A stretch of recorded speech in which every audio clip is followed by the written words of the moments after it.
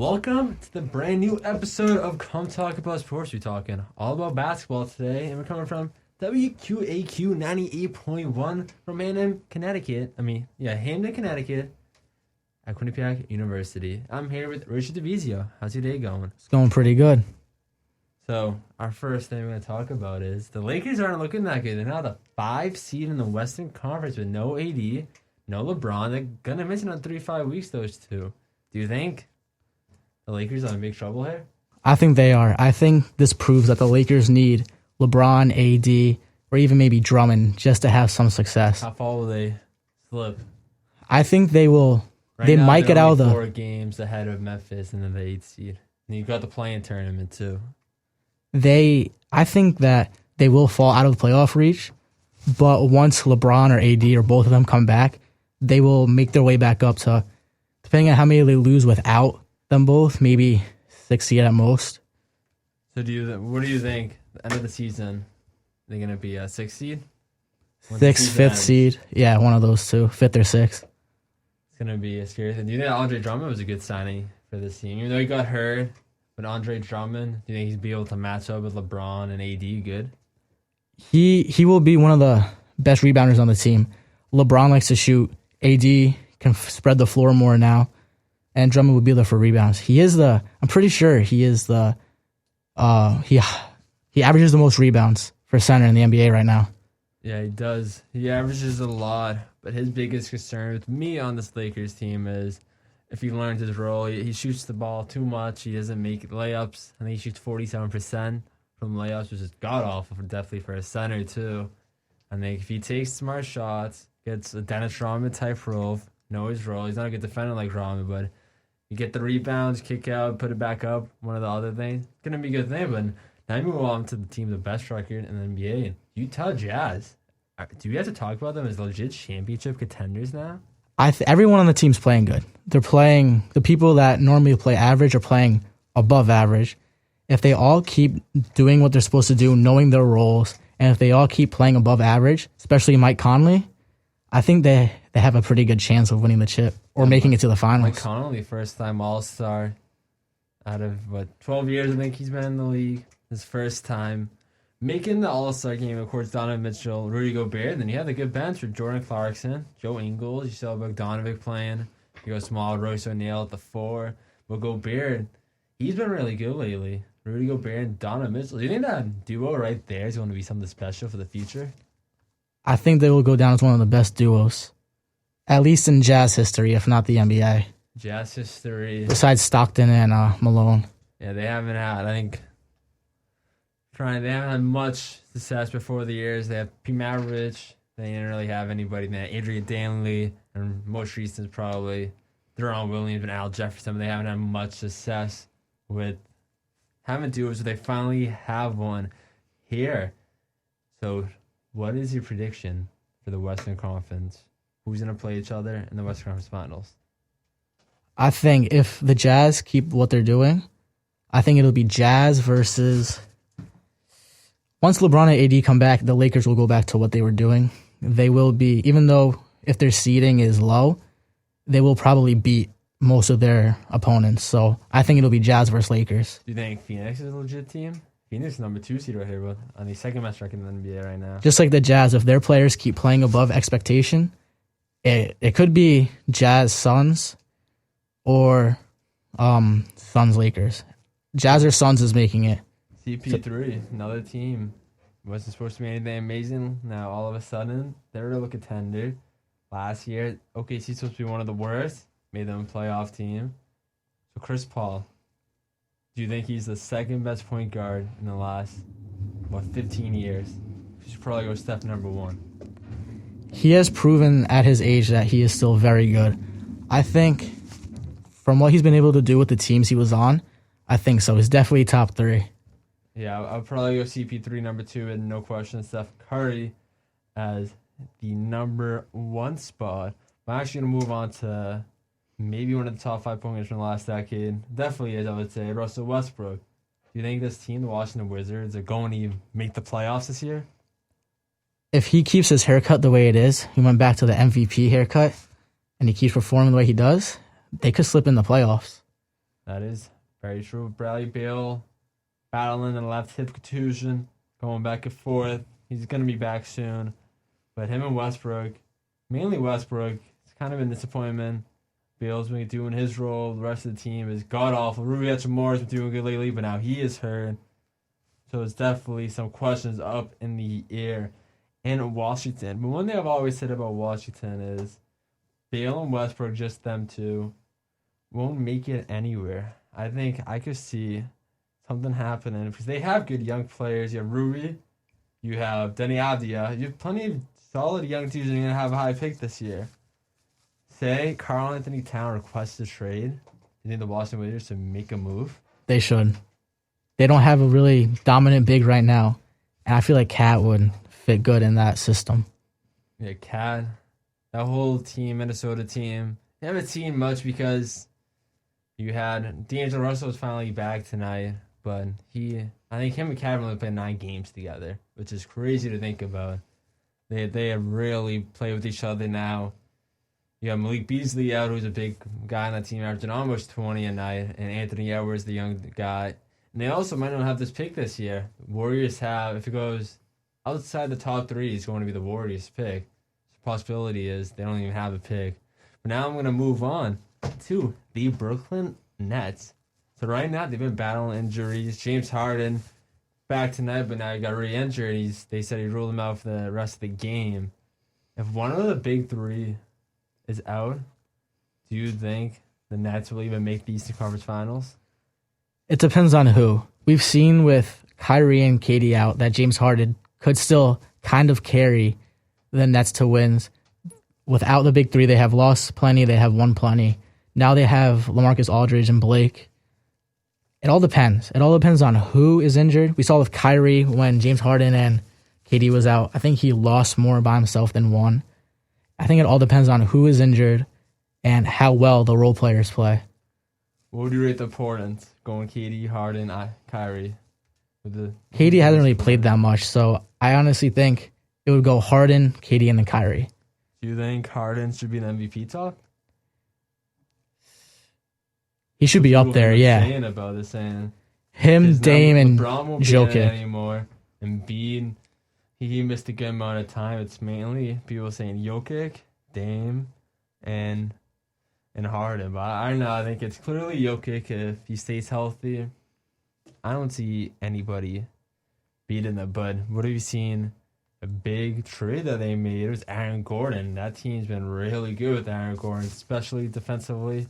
They needed Gordon. Obviously, lost Jeremy Grant, who was an amazing defensive player for them last year. Denver Nuggets. Are they a threat in the West, too? They've seen them make the West Conference Finals. I can see that, too. Aaron Gordon is definitely a step up from Paul Millsap or I think JaMychal Green. They needed to fill that power forward position. Paul Millsap is good, but he's old. He's not as athletic as he used to be. Aaron Gordon, he knows his role. He knows what to do. And I think he fits in. And Michael Porter Jr. has been performing really good. So I can see them making the conference finals. Yeah, MPJ has been really good. Gordon's starting to look good really defensively. That's the biggest part of his game on this team is defense. I think this Denver Nuggets team, they'll get it going, but one guy has to bring up. Free him. Free Bobo. Bobo should have got traded. He can't do much on this team. He doesn't have the flexibility. He doesn't fit on this team at all. You think Bobo should get more minutes or get traded? I think he should get traded. He is good for his height. He can shoot. He can dribble. I think that the Nuggets could get something good for Bobo. They could either get good picks or a good amount of picks, or they could get another bench player that could be really useful. Yeah, I was definitely surprised that he did not get flipped in the Aaron Gordon trade, but they gave up R.J. Hampton, who had a little bit of revenge last night, but it was mostly the Aaron Gordon show on his revenge night. But we'll be back shortly after this ad. Stay tuned because we're going to start talking about the future of Drew Holiday. Man, I feel just like a rock star. It's not hard to feel like a rock star with WQAQ, because that's where the songs are that you want to hear. We're on par, and odds are you're going to love us. So tune in to WQAQ Hamden 98.1. Small Talk Salon in Hamden specializes in men's and women's haircuts, color, extensions, and styling for all occasions. And it's only a short drive from the Quinnipiac campus. Small Talk Salon is located on Whitney Avenue, right off the Route 40 connector in the Mount Carmel Plaza. Hours and appointments are available at 203-821-7584 or online at smalltalksalon.com. Again, that's 203-821-7584 or online at smalltalksalon.com. Welcome back to the show. Let's go straight into it. Talking about Drew Holiday. He's got this massive extension of 4 years, $160 million. Holiday's been on fire lately, recently named the Player of the Week in the Eastern Conference. Do you think Drew Holiday is worth 40 years, $40 million a year? I think he fits good on that team. He does what he's supposed to, and he has been on fire. And if he can keep up the way he's been playing throughout the rest of this year and into next year, I think he'll be worth a 4-year deal. Yeah, definitely a big contract because now you have Giannis, who's going to be with that team. You got Chris Middleton. They're all practically at the max. You don't really have the cap to really get that many more players. You're going to have to go with try to draft and get some of the veterans to join the team and potentially ring chase. In the Eastern Conference, who do you have coming out? To make it to the finals? Maybe it's the finals. If the Nets stay healthy, if their big three is healthy, the Nets 100%. If not, that's a hard one because the Bucks, they've been close a couple of years, but even if they make it to the finals, I don't see them winning.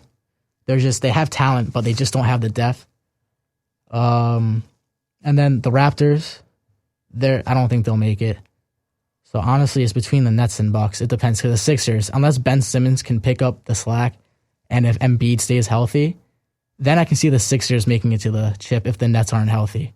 But Yeah, if the Nets are healthy, them. It should be Milwaukee. Milwaukee and Brooklyn, both teams stay healthy. But I'm actually going to move on to Ben Simmons. He hasn't been that good lately. We know Joel, which was the opposite in the beginning of the year. When Joel was out, Simmons would step up big time. But Simmons has been god-awful lately without Embiid. But Embiid is back. Do you think Simmons, do you think this proved that he's an overrated player? He's still an amazing defensive player, but offense, I think he's...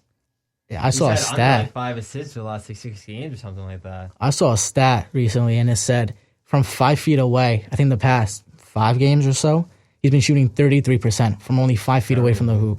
I think defensively, he is really good. Second defensive player of the year right now, behind Gobert. Offensively, though, he needs Embiid. It's proven that he does better with Embiid than without. Yeah, the big part without Embiid is Embiid can stretch the floor as he can shoot it, but they had Dwight Howard playing a lot of minutes and Mike Scott. Mike Scott is a solid shooter. Dwight can't shoot the ball, and with Dwight in there, they're gonna be an extra guy in that paint.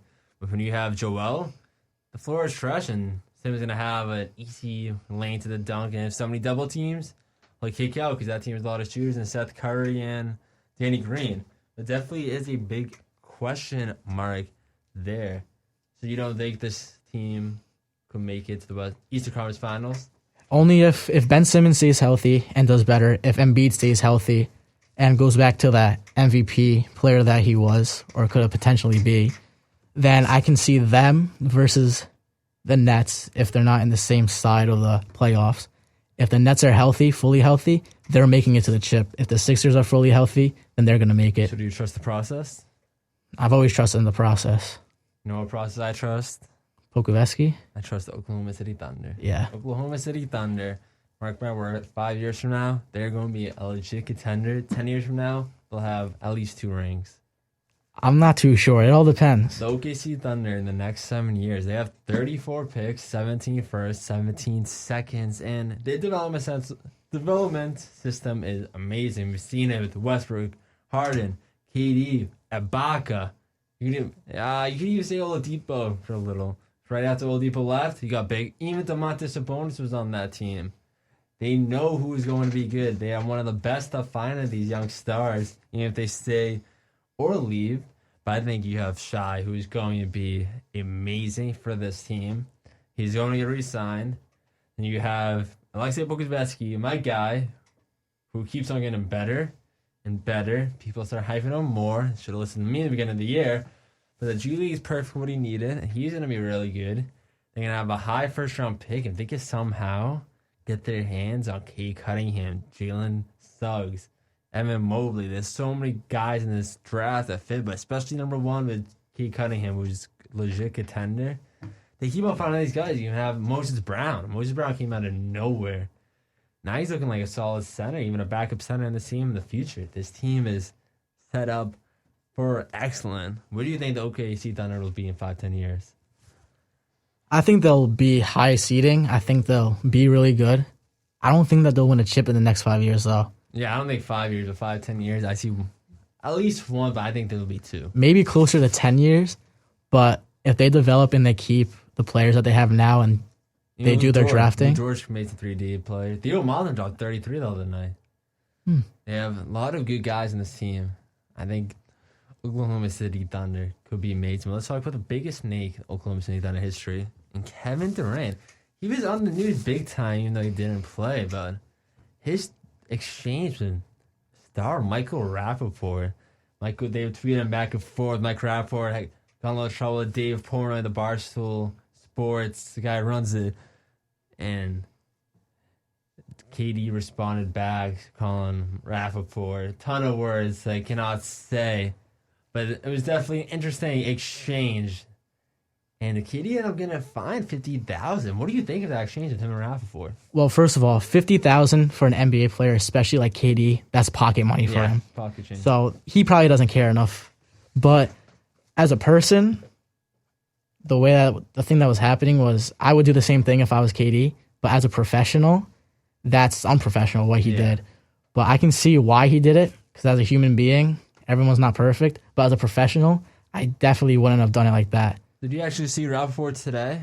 I did not. He was on first. No, he wasn't on first. He was on the show with Skip and Shannon. And he was kind of playing the victim card, and everybody was like, stop it, Rappaport. Nobody really was a big fan of Rappaport. Once he left Barstool, kind of fell down. But he definitely is an interesting guy to talk about. Where Michael Rappaport and Kevin Durant had a pretty funny exchange. But I want to talk about exchange you've had with an NBA player. You had an exchange with a specific player, which did not end greatly. Can you please state why and who that was? So I was watching the Spurs versus Mavericks, and Willie Cauley-Stein, he shoved Jakob Poeltl. And so I was bored, so I just DM'd him saying, you're not good enough to be shoving Jakob like that, you bum. And I didn't expect him to answer anything because he's an NBA player.